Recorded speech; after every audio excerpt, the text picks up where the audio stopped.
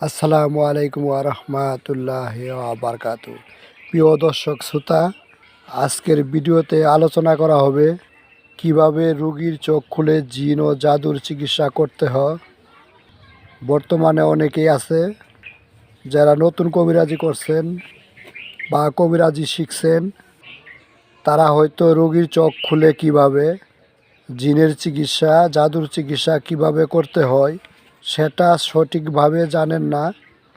তো আজকের ভিডিওতে আশা করছি এই বিষয়ে ভালোভাবে বুঝতে পারবেন। তো সর্বপ্রথমে এটা জানা জরুরি যে কোন কোন রোগীর চোখ খোলা সম্ভব এবং কোন কোন রোগীর চোখ খোলা সম্ভব নয়।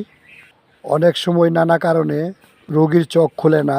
সেটা হতে পারে রোগী মনোযোগ দিচ্ছে না, বা অন্য ধ্যানে আছে, বা এই সব বিষয়ে বিশ্বাস করে না। এই সমস্ত কারণে রোগীর চোখ খুলে না। তো বলতে গেলে এইসব রোগীর চোখ খুলে না। তো যেসব রোগীর চোখ খোলা যায়, সাধারণত দুই ধরনের রোগী আছে যাদের চোখ নিশ্চিতভাবে খোলা যায়। প্রথম হচ্ছে যেসব রোগী আবুল তাবুল বলে, রোগীর সাথে অদ্ভুত অদ্ভুত ঘটনা ঘটে, রাতের বেলা চমকে ওঠে, ভয় পায়, অন্য মানুষের সাথে অদ্ভুত আচরণ করে, শারীরিকভাবে একেবারে দুর্বল অনুভব করে, জিনের অত্যাচারে একদম অতিষ্ঠ হয়ে গেছে। এই সমস্ত রোগীর চোখ অবশ্যই খোলা সম্ভব। এমনও হতে পারে আপনি রোগীর চোখ খোলার আগেই রোগীর শরীরে জিন চলে আসতে পারে।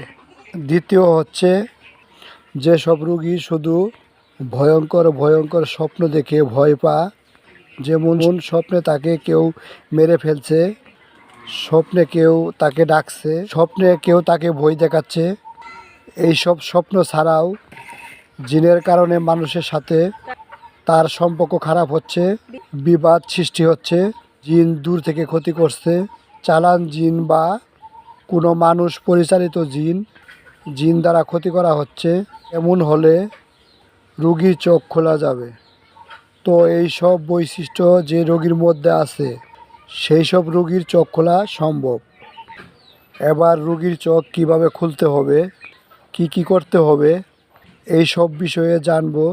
প্রথমেই রোগীকে পাক পবিত্র হয়ে আপনার সামনে বসাবেন, অবশ্যই কেবলামুখী হয়ে বসাবেন। এরপর রোগীকে বলবেন চোখ বন্ধ করে হাত মুঠো করে রাখতে, ইস্তেগফার এবং দুরূদ শরীফ পড়তে থাকবে। এখন একজন মুতাবির কী আয়াত পড়তে হবে এখন সুন্দরভাবে বলে দিচ্ছি। ইস্তেগফার 3 বার এবং দুরুদে ইব্রাহিম 3 বার পড়ে নেবেন। সূরা ফাতিহা 3 বার পরে 3টি দম দিবেন রোগীর চোখে মুখে।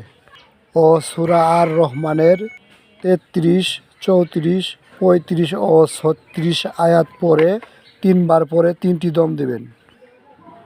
এরপর রোগীকে জিজ্ঞাসা করবেন রোগী কিছু দেখতে পায় কিনা।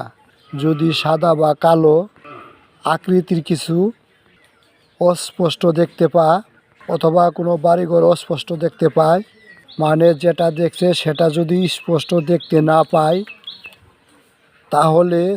তাহলে সূরা কফের 22 নং আয়াত 3 বার বা 1 বার পরে দম দিবেন। তাহলে স্পষ্ট এবং ক্লিয়ার দেখতে পাবে। এরপর রোগী দেখতে পেলে বা রোগীর চোখ খোলা হয়ে গেলে, যে জিন রোগীর ক্ষতি করে বা ডিস্টার্ব করে সেই জিনকে রোগীর চোখের সামনে ধরে আনবেন। অথবা আপনার কোনো পরিচিত মুমিন জিন বা বন্ধু থাকলে ওনাকে রোগীর চোখের সামনে এনে আপনি কিছু জেনে নিতে পারেন। এরপর আপনি আপনার মতো চিকিৎসা করবেন। তো আশা করি আপনারা সব কিছু ভালোভাবে বুঝতে পারছেন। কিছু বুঝতে সমস্যা হলে অবশ্যই কমেন্টে জানাবেন। নিয়মিত এই ধরনের ভিডিও পেতে চ্যানেলটি সাবস্ক্রাইব করে রাখুন। আজকের মতো এই পর্যন্তই, দেখা হবে পরবর্তী ভিডিওতে। আল্লাহ হাফেজ।